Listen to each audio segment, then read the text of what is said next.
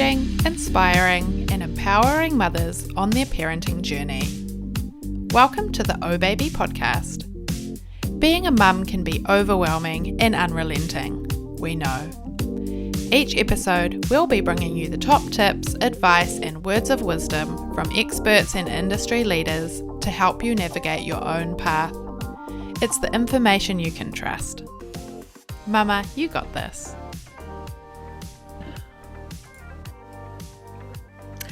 Hello and welcome to the OHbaby podcast. I'm Angela Harter and today we're talking about play at home. Great tips, ideas, and some of the neuroscience that is happening while we get to have fun with our little ones. Today I get to talk to a legend in the early childhood education. Founder of New Shoot Centres and advocate for early childhood education, educator of educators, and mother of 2 and grandmother of 4, Michelle Pratt. Welcome, Michelle. Thank you, Angela. It's an amazing welcome. If you haven't already listened to the Preparing for Childcare podcast that I did with Michelle on the last one, you'll get to hear the much longer intro, which was, we are literally talking to an amazing woman, so yay. So great to have you back on the podcast.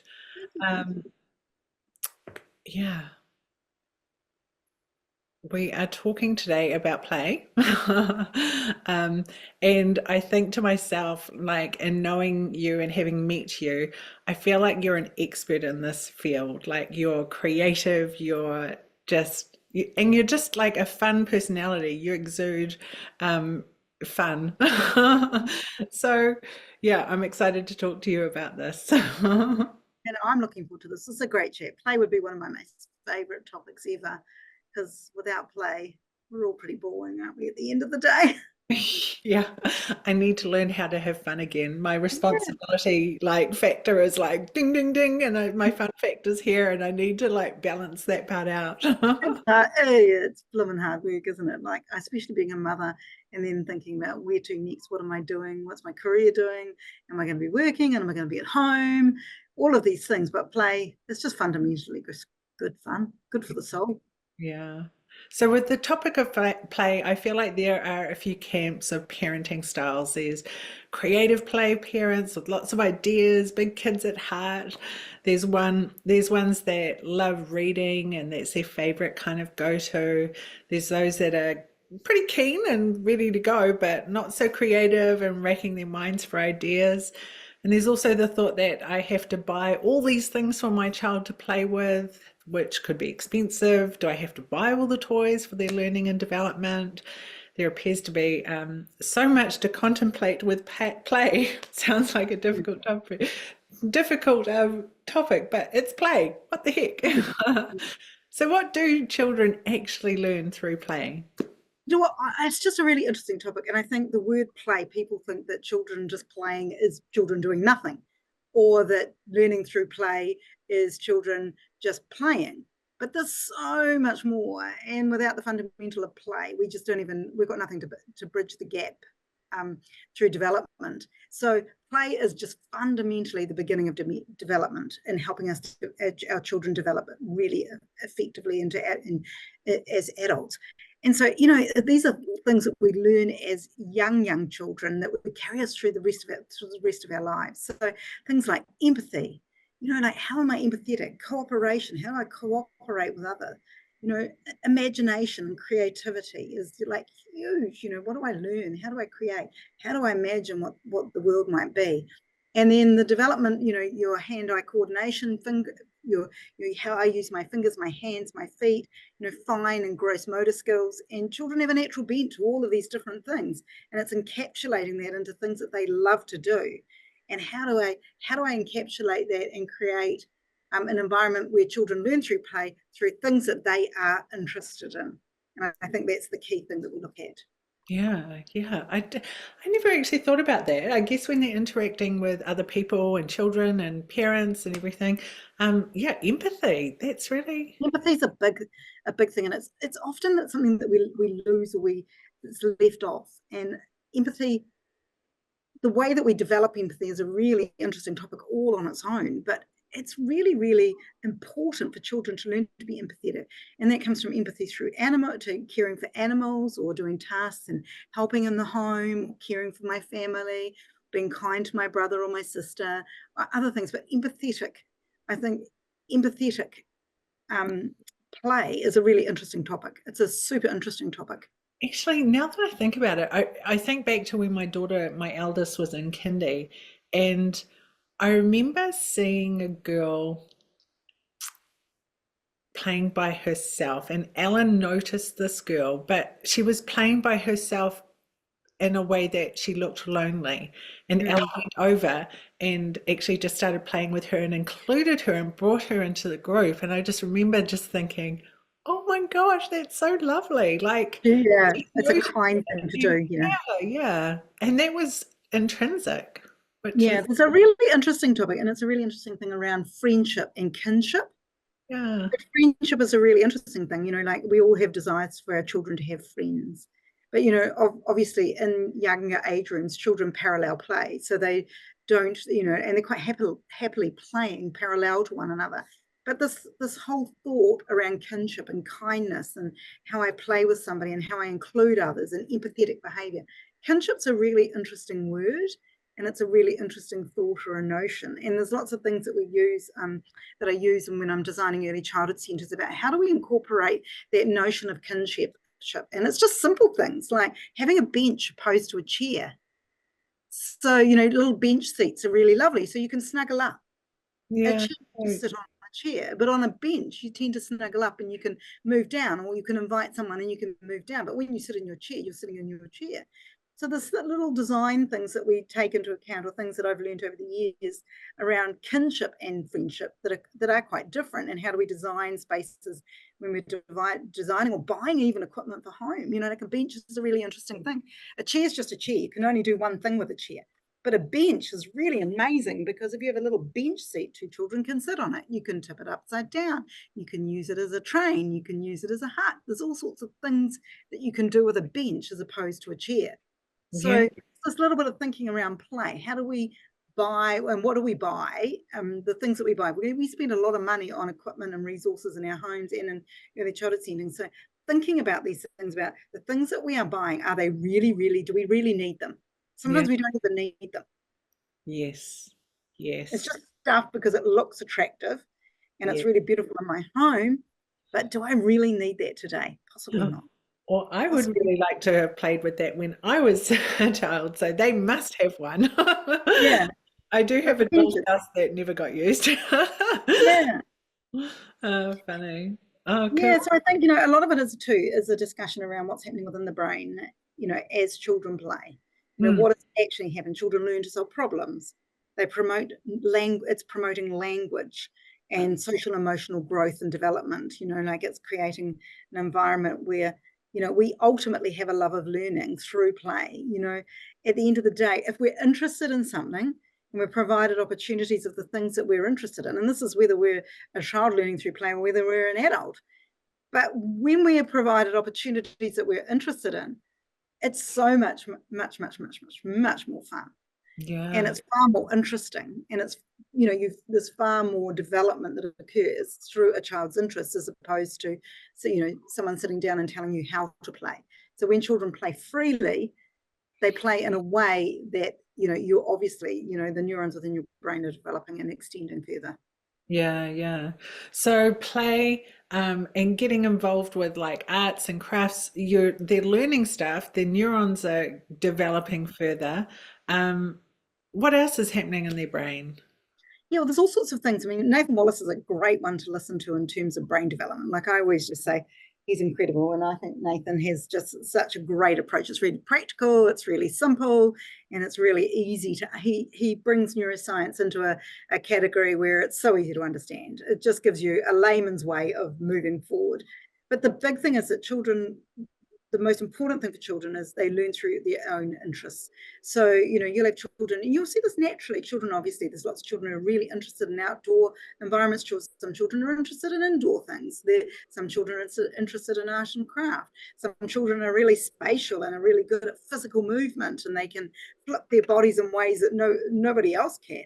So, Yeah. it's understanding what your child's good at and then providing them with opportunities.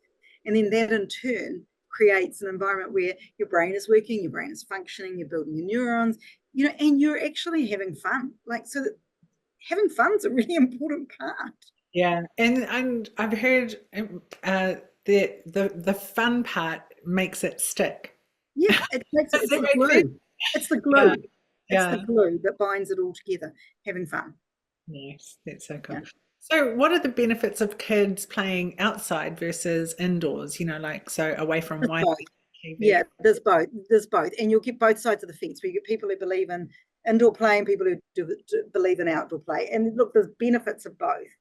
Um, so, the big thing about outdoor play and indoor play, depending on how it's structured or the resources that you provide, it's about making sense of the world by using your imagination and using all of your senses, which is really, really, really important.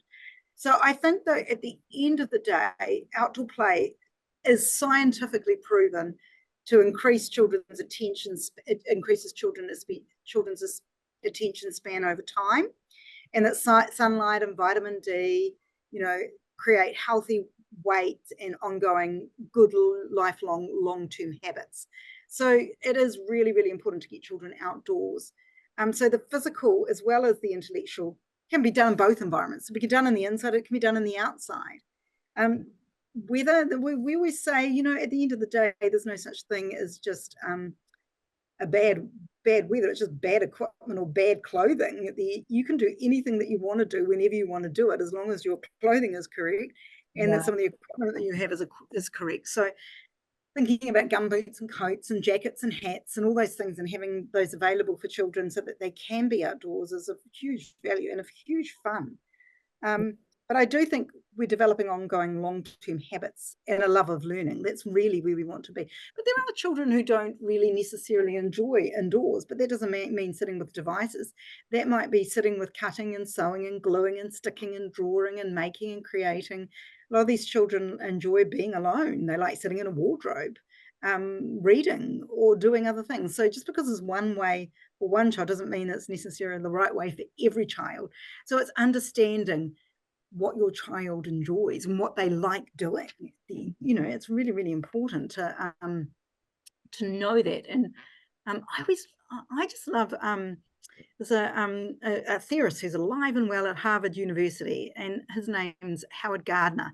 And some of his theories are really super interesting. It's understanding a child's intelligence. And he had 7 intelligences originally that he identified, and then he added about maybe 5 years ago naturalistic, which was outdoor, and a naturalistic intelligence.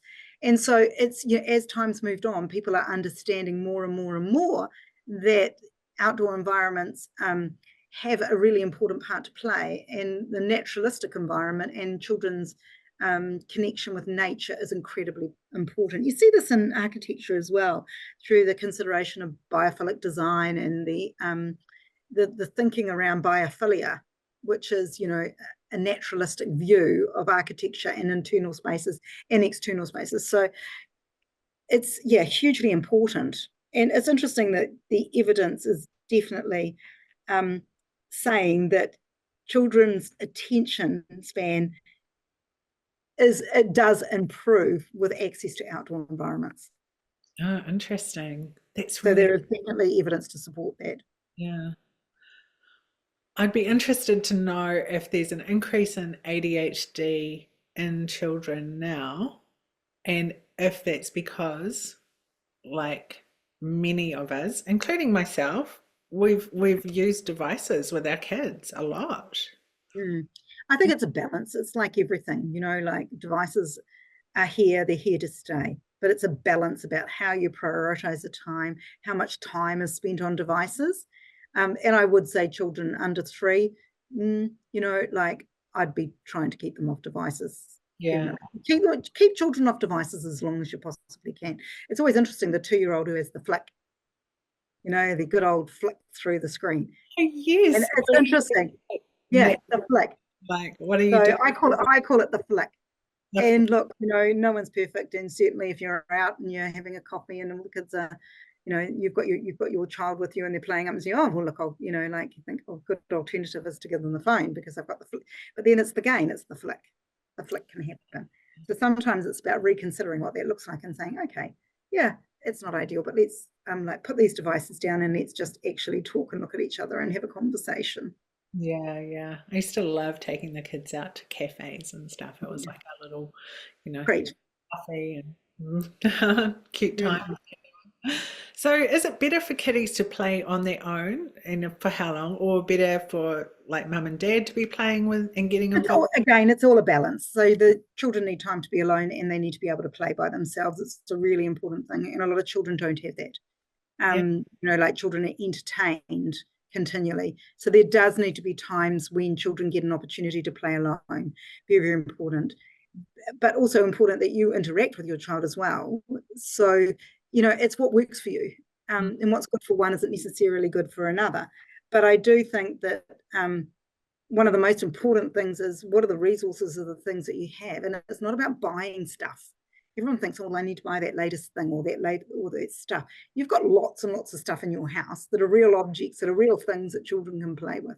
It's that shop you can create. Like you can empty your pantry, you can tip out your tins, you can find pots, pans, plastic jugs, containers. You can have a few boxes and provide them all the resources, and then they'll happily, you might set it up and then walk away and then see what they do with that. I mean, it's great fun, and children intrinsically will intrinsically play, and that might mean some feedback from you at different points in the time about, oh, have you thought about adding this? Come over here and grab this. I'm cooking in the kitchen maybe, or preparing dinner, but look, you could have this, and you might wash a sieve, or you might grab something and you might go, hey, take this. The other thing that I think is really interesting is, especially with very young children, is that drawer. I call it the drawer. In my old days, it used to be the oven drawer. Like there was a whole pile of stuff in the drawer, like the bottom of my cutlery drawer, Yes. or the bottom of my oven drawer, which was full of all sorts of stuff. We don't often have oven drawers anymore. But there was all the cake tins and all the tins and all the things that you could throw in there. So while you were cooking, you would often open the drawer and they'd play in there. Or you'd open the drawer under the cutlery drawer at the bottom. So it's about being organized and having stuff in there that you can make life easy for yourself. But that doesn't have to be pre-prepared or purchased objects. They can be things that you put in there that they just enjoy. They enjoy standing up on the edge, especially very young children, pulling themselves up on the edge of a drawer and then throwing everything out of the drawer onto the floor. Having some things, yeah. And so, not being so crazy. I mean, I'm a compulsive reorganizer, tidier, and I like things really organized. But, when you've got young children, possibly, maybe just that drawer, that one drawer where all that stuff belongs that they can use. So it's really, really important to think about the fact that you don't necessarily need to go out and buy toys and resources and equipment. Yeah, I love that. Really reconsider that. Stuff that's around the house, not dangerous things. Put the knives away, but get the mixing bowl and the whisks and the spoons and all the objects. It's an old cake tin. It could be. Oh look, I'm a massive op shopper. I still laugh. I did a video. I suppose it might even be on our New Shoots website. It's a Vimeo. It's an op shop video of how to op shop for early childhood teachers. And it was a day where I had bad hair day, didn't look so great, but it was really fun, and it's had like thousands and thousands and thousands of views. And it's just about, what can I buy in an op shop? There's all sorts of things that you can buy that children enjoy and love. It doesn't necessarily have to be a trip to Farmers and $200 later. Yeah, that's so good. I love that. And just even learning with, I mean, even doing like cooking, like baking some scones or something, or pancakes or something. They're doing that, the actual act of it, learning, but also I heard that there's a decline in like verbal, like like talking in kids Yeah, because they're definitely. behind screens all the time. And so Mm. it's, talking through, reading out the ingredients and, talking through making it, how to make Learning it. through And then, experience, isn't it? yeah, It's so learning through experience, which is really, audible, yeah, yeah, making sense of the world and the world we live in and the yeah, things that we have. So I think good quality open-ended equipment yeah, is really, really important. Objects are really useful. It doesn't necessarily have to be a toy as such. It's objects and pieces of fabric, mm, some bulldog clips, cardboard, all those sorts of things are great free resources. But fabric, really underrated what you can do with fabric. It can be a dress up, it can be a hut, it can be all sorts of things. Fabric is just an incredible resource.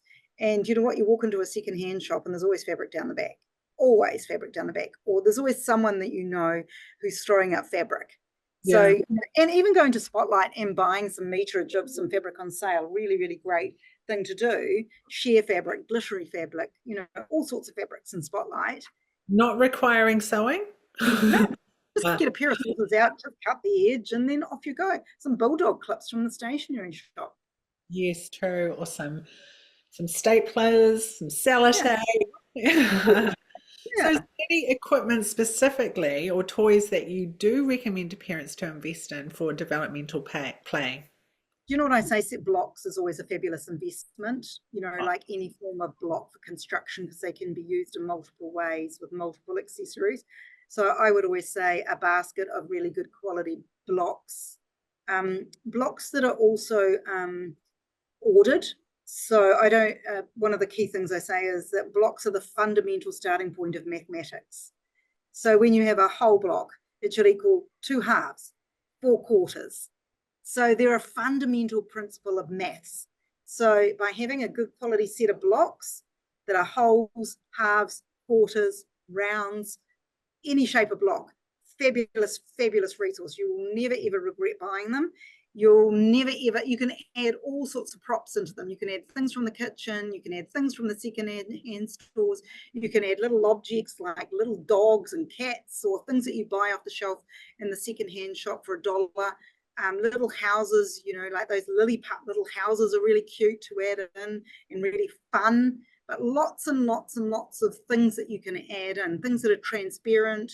Those little coloured shot glasses are really good to add in. The little ones that you get from, I think they come from Kmart, some of those little shot glasses. So light and form and shape, all of yeah, those sorts of things. Endless creativity that can come off a set of blocks. You can add in fabrics, pieces of perspex to build on layers, trays that you can add in to build upon layers. But I would say one decent set of blocks you'll never regret. yeah, nice. That's cool. So, I feel like you've kind of alluded to it in terms of the uh, going to an op shop and stuff like that. With the cost of living crisis, it's hitting families hard. What about other ideas around play that is free? Yeah, parks, gardens. You might have a really tiny garden yourself, but one of your friends will have a bigger garden. So going to your friends and hanging out together, not necessarily buying that coffee, going and having that coffee with your friend at home, and someone who's got a big garden going there, someone who's got a nice tree in their garden, sort of thinking about the things that children might do and they might play with. I think friends and family, like your extended family, often your parents have bigger gardens than you have. So thinking about what that might look like. And I think that commercialism has taken over. There's absolutely the best new resource that's always available.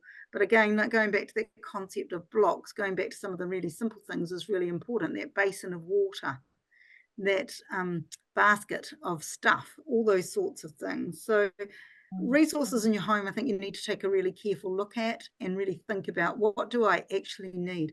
I mean, when you think about your home, there's often myriads and myriads of toys, commercial toys. Paw Patrol's a great one. I was at one of my children's houses the other day, and my grandchildren. I think there was every Paw Patrol toy I'd ever seen in my entire life in a basket, because between Paw Patrol and Spider-Man, yeah, I was fascinated. And I said to Lucy, my daughter-in-law, I said to her, gee, that's a lot of Paw Patrol and a lot of Spider-Man.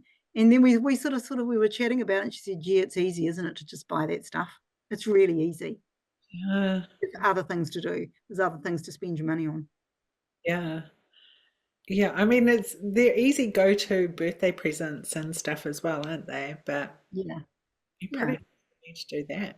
yeah. Some paint, really good. Some really, like some paint, watercolor paint is really good, or, like brushes, paints, all those sorts of things. So you can draw pencils. Making sure your pencils are sharpened is really important, a good sharpener. Yeah, Pencils, pens, paper, sharpeners, all those sorts of things are really good resources to have. So, like it might not necessarily be that Paw Patrol car that, when someone says to you, oh, what would they like for their birthday? Maybe it's saying the simple things like paper, pen, pencils, books, notebooks, and keeping those things. When people give you a diary that you don't want, keep it because they're great. Pop them in the pile in an area that you've got set up with drawing materials that are available for children, crayons, pens. It's just endless.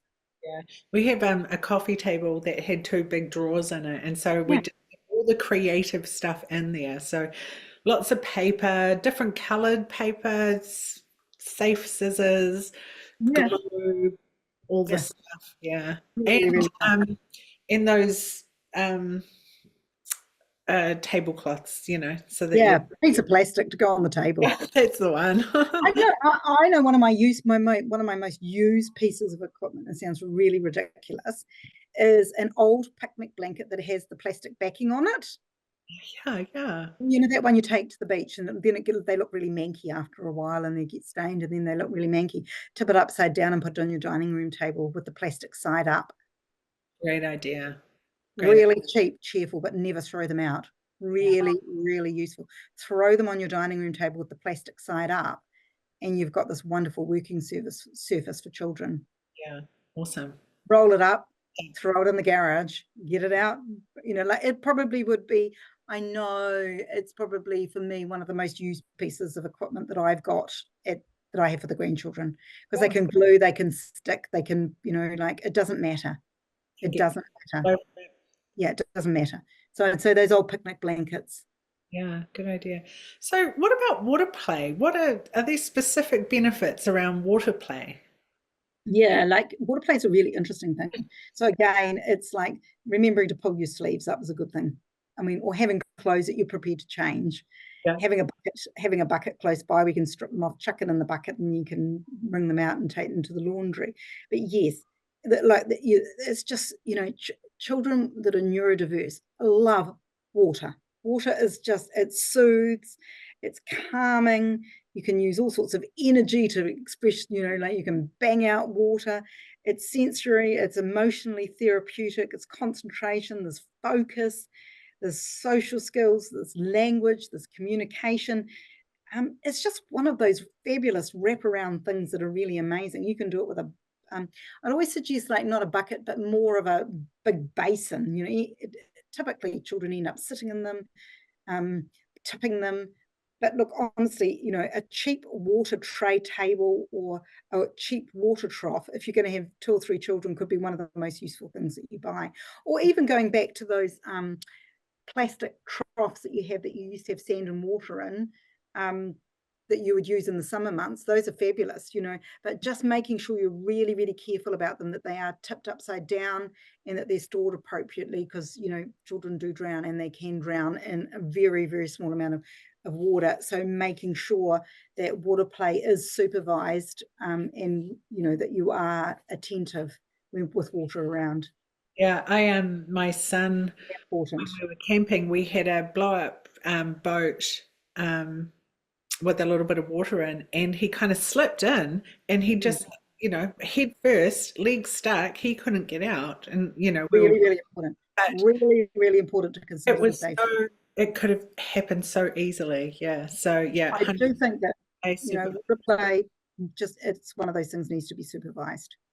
Absolutely. So really, really important to think about that. It's not the sort of thing where you run away and answer the phone, or you run inside to the kitchen to pick something up. If you're going to have water play, have it in an area where you can see really clearly what's going on, and just be mindful of it, just cautious. Yeah. So what are some ideas parents at home could take from this podcast and do easily with their kids? I feel like we've Right. covered a you. Yeah, well, there's lots of ideas, but I think there's some things that you can never fail to invest in. That's books, really good quality books. For children under 3, I'd suggest that one hardcover book is better than 5 ripped books. A roll of tape, like if you actually go into Paper Plus or you go into Stationery Warehouse and places like that, a good roll of actually book repair tape is really, really worthwhile investing in. And there is a difference in tapes. There's tapes and there's tapes, but they're definitely something that you can repair books with, and making sure that if your books that you do have do get a rip, that you repair them straight away. Super, super, super important. But books and blocks, some Yeah. good basic home kitchen equipment, those are the things that I would say to you that, look, these are really as easy things that you could have in your pot of resources. Fabrics, dress ups, all those sorts of things are really fun, just baskets of them. Making your life simple and easy by just baskets to throw things into and just cleaning them and sorting them, every once a week, and keeping them ordered is really important. Then children will play with them, Yeah. representing them. So stacking crates Yeah. are really good. Those, cheap stacking crates, really good to sort things, and putting things away and bringing things out so that they're fun and they're new. So not having too much out at any one point, given point of time, I would say would be one thing to really think about. Oh, yeah, good point. And actually, if you're keeping a box of toys away for, a month or so and then bring them out, it's like, oh, all brand new. Yeah, yeah, definitely. Sorting and ordering things really, really important. And Nice. resorting them into categories and thinking, well, I'm going to have water play, but then I'm going to have things around. It might be birds, or it's going to be things that I might have some resources that I've got. Then sorting them into categories rather than just necessarily dumping them into a great big container where they're all dumped in together. So going through and sorting out all the bird stuff, going and sorting all the sea life stuff, sorting out all the insect stuff that you've got, and you all have all these things all over the show, and then having these little categorized little storage baskets. It might be something like you go through and sort out vehicles and cars and people and plastic, like the little plastic miniatures. Children love those things. Adding those plastic miniatures to a set of blocks, they're playing with blocks and bringing them out, fabulous, absolute fun. Or little crystals, like those little crystals that you often get given, and then you think, oh, they always end up in different parts of the house, but sorting them into a container and having them available, so when they're playing with blocks, you bring out all these lovely resources that you can add into what you've done. So sorting out the stuff that you do have and looking at it when you go to throw stuff out, could I use this in a different way? Yeah, nice. Love it. So have there been studies done around what children are thinking and how they play? You know what? There's endless studies about play-based learning and the value of play-based learning, but we seem to have a mental block that we think that play-based is children playing with adults not interacting. So we think that directional, like showing children how to do things, learning through direction, is effective, but it's all about a big balance. It's a big balancing pot, and at the end of the day, our interactions are incredibly important in how we promote and support play. So it's the things we add in, and it's the props that we add in, it's the things that we bring to the table as adults have been shown in studies to be equally as important. So play, just being left alone, children learn through play. I think adults learn through play as well, and we continue to develop through play. But it is about the notion or the thinking about what are the things that we have to play with, and how do we order those, how do we sort those, how do we present those, and how do we provide those for children. Lots of problem solving too. Yeah, absolutely. Kind of. Yeah, and an interesting thing, you look at the Scandinavian countries have this absolute clear research that children learning through play up to the age of 7 is really effective. And that's certainly not what you hear in mainstream education strategies within New Zealand. You notice a lot of primary schools have pulled back some of their structured approach to learning, and there's still an approach to learning in terms of literacy, maths, language, all these sorts of things, but a lot of it is play-based, and there's lots of evidence that supports that learning through play in these ways is great, is fabulous, and that children do learn through that. So you'll see lots of schools introducing play, but structured play in terms of providing resources and things and elements within that. Yeah, that's interesting. So, in your line of work, are you noticing an increase in one-child families? And what would your advice be to only child parents in regards to play and development in terms of, interaction and stuff like that? Yeah, I think keeping it simple, not to intervene, um, like not to intervene every 5 minutes, but it's also that consistency, and that's communication between the two parents as to what you value as parents, and putting aside your differences.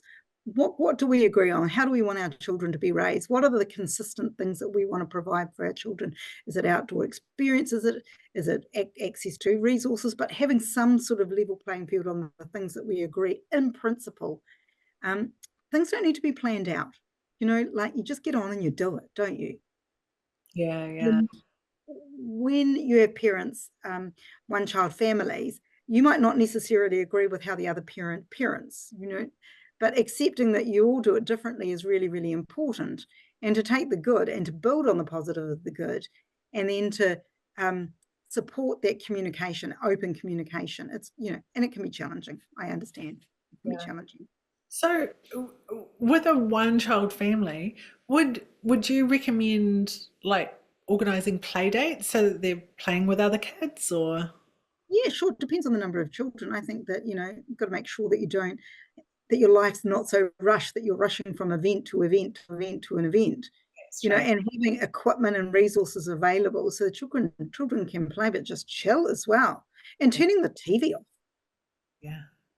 just turn the button off. Because, you're in control of the switch, you're in control of the switch. Yeah. Yeah. Yeah. I think, yeah, definitely a balance. I was just thinking about when I turned the TV on when I had little ones, it was more like, okay, it's dinner time.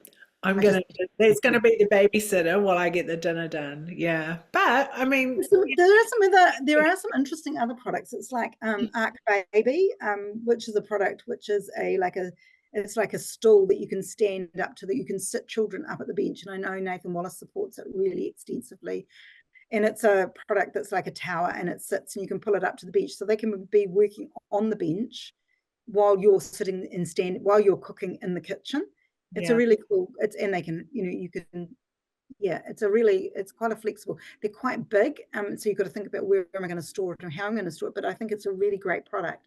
So it'd be one of those things to take a look at and think, well, would I, someone within a family, I know for my children, we bought one at the beginning and everybody used it, and then it was just shared around and given around within our own internal family. So it might be a family resource that you use at different points in time, while you were busy with toddlers and a preschooler and an infant. It might be a good resource to have.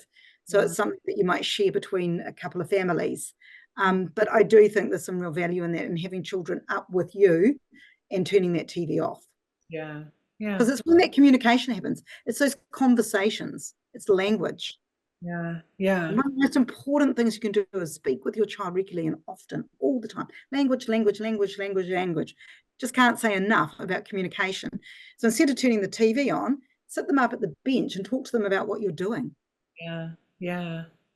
Yeah, it's interesting. We communicate less and less in person and verbally now. Yes, we do. Because of So the flick. Because of the getting flick. used to doing that Mm, again is another thing. Just the yeah, art of conversation. The thing is, if you've had your screen away from you long enough and you're with someone, it just happens naturally. yeah. You just gotta get used to I it. think too, it's things like just sitting at your dinner table, like I know lots of dietitians have said, you should always eat with your feet under the table. Like it's a really interesting thing. If you want to eat well and if you want to eat consistency, always eat with your, I know a dietitian told me this once, always when you eat a meal, eat it at the table, eat it at a table, and put your legs under the table. Number one, you can put your phone to the side and you don't need to necessarily look at your phone constantly. But it's also that you chew longer and you eat slower, and it's good for your digestive system. So when you think about that for children, you think we should eat as many meals as we possibly can at the dinner table, not necessarily on our knees. Or if we're going to have, and children eat snacks and things at coffee tables and all sorts of things. But consider sitting on the floor with them while they are doing that and just talking to them. Yeah.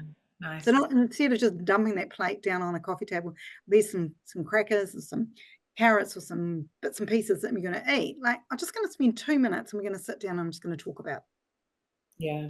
Have the high chair up conversation. by the dining table as well. Yep. Sitting next to you. Yeah. Yeah, and there's that thought of that notion too about 3 good things about my day at the end of the day. Really, really great. Yeah, cute. Love that. Yeah. We would sometimes go around and say one nice thing about each of the family members. Yeah. Yeah. Really funny, isn't it?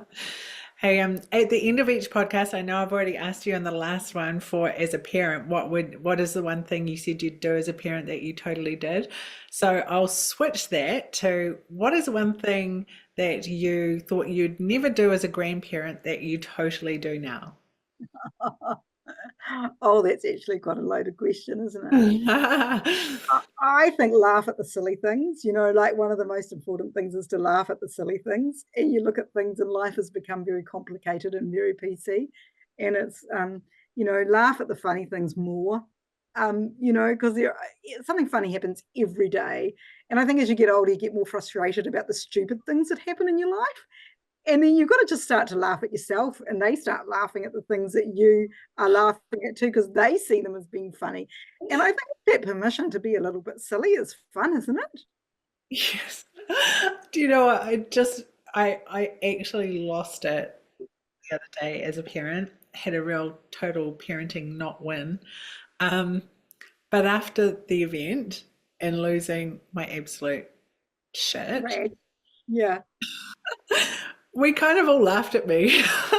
It's like, You thought how silly it is. gosh, what was I? I think it's so funny. I think if you can take the fun out of yourself, like you just say, oh my goodness gracious. Yeah. I kind of liked that. We all kind of laughed at me, and I was okay with that. Yeah. Yeah. It was good. Yeah. No, it is quite funny, isn't it? I think take things less seriously, for goodness sake. Yeah. Like we take a lot of things very seriously. And, I think look for the good in things is really important, like really focus on those positive things and the good in things. Because, there tends to be this thing around negativity, and negativity feeds negativity. So if you can look for the fun things, you can get up and say, like today we're going to do this, this, and this, and it's going to be a fun day, and we're going to do really fun things. Like I was sewing with one of my grandchildren the other day, and I was just laughing. It was so much fun. It was so crooked, the sewing. But it was, it was really good. And we had a really cool pair of duck pajamas afterwards. Whether I would wear the duck pajamas, I'm not quite sure, but he was very, very happy with his duck pajamas. So it's taking the time. Yeah, time with our kids, time with our families. Yeah. And that was my motto it's been my motto over the last year is, we've got little grandchildren, aged between 3 and 10. And, once they're 13, they don't want to know you. We've got limited years. So it's really, really important to spend time. Yeah, make the most of it. Yeah. Great. Hey, thank you so much, Michelle. Always a pleasure to chat with you. If anyone's interested in New Shoots, the website is newshoots.co.nz. We also have, which I mentioned in the last podcast, an article from Michelle in our autumn issue of OHbaby, and actually a few past issues. And we've also got one coming up in our winter issue out in July. This one is about winning at the kindy or daycare, childcare drop-off. So make sure you read that one. And you can buy it online or on ohbaby.co.nz or in bookstores and supermarkets nationwide. Hey, lovely to chat. Thanks so much for your time. You're really welcome. Thanks for listening to the OHbaby podcast. If you've found this episode useful and encouraging, make sure to share it with your village so that more mothers can feel empowered. Head to ohbaby.co.nz for more from us, and don't forget to subscribe. Mama, you got this. Till next time.